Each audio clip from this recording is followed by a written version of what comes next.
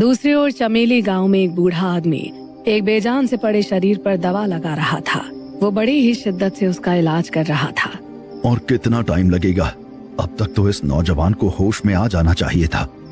वैसे इसकी किस्मत अच्छी थी जो ये मुझे मिल गया, वरना इसका बचना नामुमकिन था।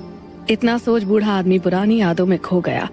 कुछ दिनों पहले वो नदी किनारे गुजर रहा था, तभी उसे इस नौजवान शख्स का शरीर बहता हुआ मिला। इस बूढ़े आदमी ने फौरन अपनी जान पर खेलकर उसे बचाया और फिर अपने घर ले आया।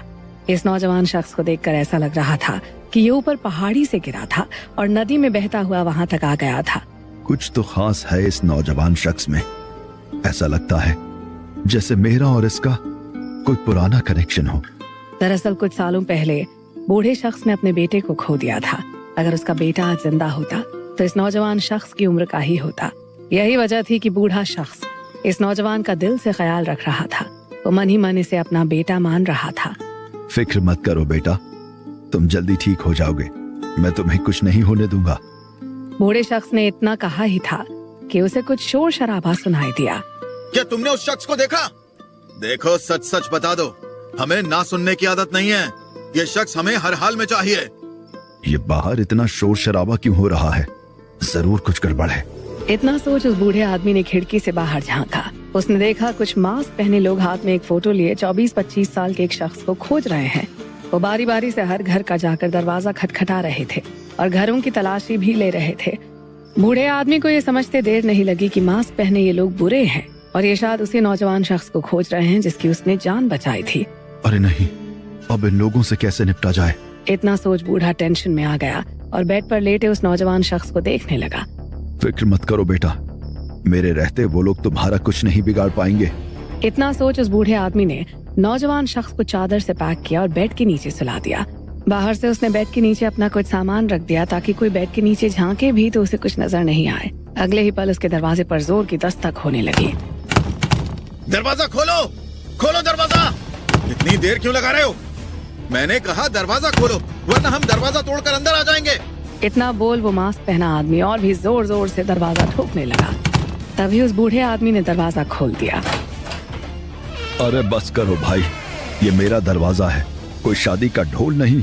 पीटे ही जा रहे हो। अगर दरवाजा टूट गया तो तुमसे ही पूरा खर्चा पानी लूंगा। चुप कर बुढ़े, और ये बता, दरवाजा खोलने में तुझे इतनी देर क्यों लग गई? लगता है तुम्हारे दिमाग का ऊपर ही माला खाली है। एक तो मुझे बुढ़ा बोल रहे हो और ऊपर से पूछ रहे हो इतनी देर क्यों लगी। अरे भाई, इन बूढ़ी हड्डियों में अब वो पहले जैसी बात कहाँ रही। टाइम लगता है बेड से उठने में, चलने में। हाँ ठीक है ठीक है, तुम ये बताओ, क्या तुमने इस नौजवान शख्स को कहीं देखा है? इतना बोल उस मास्क वाले आदमी ने एक फोटो बूढ़े आदमी को दिखा दी। उस फोटो को देख बूढ़ा आदमी हैरान रह गया, क्योंकि ये फोटो उसी नौजवान शख्स की थी जिसे उसने बचाया था और अपने कमरे में छिपा कर रखा था। हालांकि उस बूढ़े आदमी ने अपनी हैरानी को फौरन दबाया और बोला, अब बिना चश्मे के इन बूढ़ी आँखों को कहाँ कुछ दिखता है। रुको, मैं चश्मा लाता हूँ। इतना बोल वो बूढ़ा आदमी चश्मा लेकर आया और आंखों पर उसे लगाकर फोटो में मौजूद शख्स को न पहचानने का नाटक करने लगा। नहीं नहीं, इस शक्ल के नौजवान को तो मैंने कभी नहीं देखा। तो सच बोल रहा है ना, वरना झूठ बोलना तेरे लिए अच्छा नहीं होगा। अरे भाई, इस उम्र में झूठ बोलकर मैं क्या ही उखाड़ लूंगा। वैसे भी ये नौजवान शख्स कोई मेरे रिश्तेदार तो है नहीं जिसे मैं बचाऊं। ठीक है, हम लोग जानते हैं। अगर तुम्हें ये नौजवान शख्स कहीं भी नजर आए तो हमें इस नंबर पर सूचना देना। ठीक है, बूढ़े आदमी ने राहत की सांस लेकर कहा और मास्क पहने उन दोनों लोगों को बाहर का रास्ता दिखाने लगा। रुको, मुझे काम और निपटाना है। मास्क पहने आदमी ने अपने साथी से कहा और दोबारा बूढ़े आदमी के घर घुस आया। ये देख वो बूढ़ा आदमी डर गया। अरे रे, कहाँ घुसे चले जा रहे हो? मैंने कहा ना यहाँ कोई नहीं है। अरे अंकल, मुझे जोर की लगी है। बाथरूम कहाँ है ये बताओ। तुम्हें भी गंदा करने को मेरा ही बाथरूम मिला? बाहर कहीं और कर लो। अबे चुप, मैं यहीं करूंगा। चुपचाप बता कहाँ है बाथरूम। वहाँ उस तरफ। ये सुन मास्क पहना पहला आदमी बाथरूम करने चला गया। वहीं उसका साथी बूढ़े आदमी के उसी बेड पर जाकर बैठ गया जिसके नीचे वो नौजवान शख्स छिपा था। ये देख उस बूढ़े आदमी के दिल की धड़कन और भी तेज हो गई। उसे डर लगने लगा कि कहीं उसका भांडा फूट ना जाए। तभी बेड पर बैठा वो मास्क आदमी चाकू निकाल कर उसे हाथों में लहराते हुए उससे खेलने लगा। अगले ही पल वो चाकू उसके हाथ से छूटकर बेड के नीचे जा गिरा। ऐसे में वो बेड के नीचे चाकू लेने झुकने लगा। ये देख बूढ़ा आदमी डर गया। वो फौरन दौड़कर आया और बेड के नीचे गिरा चाकू उस मास्क आदमी के हाथ में थमा दिया। ये सब उस बूढ़े आदमी ने बेहद फुर्ती से किया। ये लो अपना चाकू, अपनी चीजें संभाल कर रखा करो। वो छोड़ और ये बता, तेरी बुढ़ी हड्डियों में अचानक इतनी फुर्ती कहाँ से आ गई? इतनी स्पीड से दौड़कर मेरा चाकू निकाला जैसे कोई खजाना हो। अब कभी कभी इस बूढ़े को भी जोश आ जाता है।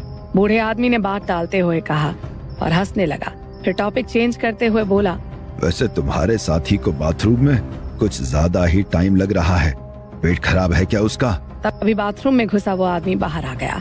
बहुत ज्यादा बोलता है तू बुढ़े। वैसे एक बात बता, तेरे बाथरूम में ये दवाई और मलहम पट्टी का इतना सामान क्यों रखा है? वो ये बूढ़े शरीर को दवाई और मलहम पट्टी की जरूरत पड़ती रहती है। कभी मैं बीमार हो जाता हूँ तो कभी चलते चलते गिर पड़ता हूँ। वैसे तुम लोग अब खाना खाकर जाओगे क्या? मुझे दवाई लेकर सोना है, आराम करना है। जल्दी निकलो तुम लोग यहाँ से। हाँ जा रहे हैं। हमें भी तेरी झुर्रियों वाली शक्ल देखने का कोई शौक नहीं है। इतना बोल वो दोनों आदमी वहाँ से चले गए। उनके जाते ही बूढ़े आदमी ने दरवाजा बंद किया और बेड के नीचे छिपा रखे उस नौजवान शख्स को बाहर निकालकर बेड पर लेटा दिया। शुक्र है वो लोग तुम्हें नहीं ढूंढ पाए। वैसे एक बात समझ नहीं आई, वो तुम्हें ढूंढ क्यों रहे हैं? ऐसा क्या खास है तुम में? इतना सोच वो बूढ़ा आदमी गहरी सोच में डूब गया। उधर मास्क पहने उन आदमियों ने पूरा गांव छान मारा, लेकिन उन्हें उस नौजवान शख्स के बारे में कोई जानकारी नहीं मिली। ऐसे में उन्होंने अपने बॉस को कॉल किया। बॉस, हमने पूरा इलाका छान मारा, ध्रुव की बॉडी का कोई नामो निशान तक नहीं मिला। तुमने अच्छे से देखा ना? उस ध्रुव को लेकर कोई भी चांस नहीं ले सकता मैं, वरना हमारा प्लान चौपट हो जाएगा। हाँ बॉस, आप बेफिक्र रहिए, हमने अच्छे से देख लिया है। वैसे भी इतनी ऊंची पहाड़ी से गिरने और नदी में दूर तक बहने के बाद उसके जिंदा बचने के चांस ना के बराबर है। आई एम 100% श्योर ध्रुव मर गया होगा। उसकी बॉडी को जानवर ने अभी तक खा भी लिया होगा, तो आपको टेंशन लेने की जरूरत नहीं है। ठीक है, ऐसी बात है तो तुम लोग वापस आ जाओ। Okay boss. इतना बोल मास्क पहने वो आदमी वापस शहर को लौट गए। कुछ दिन और बीत गए। वो बूढ़ा आदमी उस नौजवान शख्स की अभी भी देख रेख कर रहा था, लेकिन उसकी हालत में कोई खास सुधार नहीं दिख रहा था। इसकी हालत तो ठीक होने का नाम नहीं ले रही। अब क्या किया जाए? आइडिया। अपने भतीजे आनंद को फोन लगाता हूँ, वो डॉक्टर है, शायद वो मेरी मदद कर दे। इतना बोल उस बूढ़े आदमी ने अपने भतीजे को कॉल किया और सारा माजरा बता दिया। तो बताओ आनंद बेटा, तुम अपने ब्रजेश अंकल की मदद करोगे ना? हाँ अंकल, बिल्कुल करूंगा। एक काम करो, आप उस नौजवान शख्स को लेकर शहर आ जाओ। यहाँ हम उसका अच्छे से इलाज करेंगे और दोबारा उसे अपने पैरों पर खड़ा कर देंगे। शहर? वैसे आइडिया बुरा नहीं है। इतना सोच वो बूढ़ा आदमी उस नौजवान शख्स को लेकर शहर आने की तैयारी करने लगा।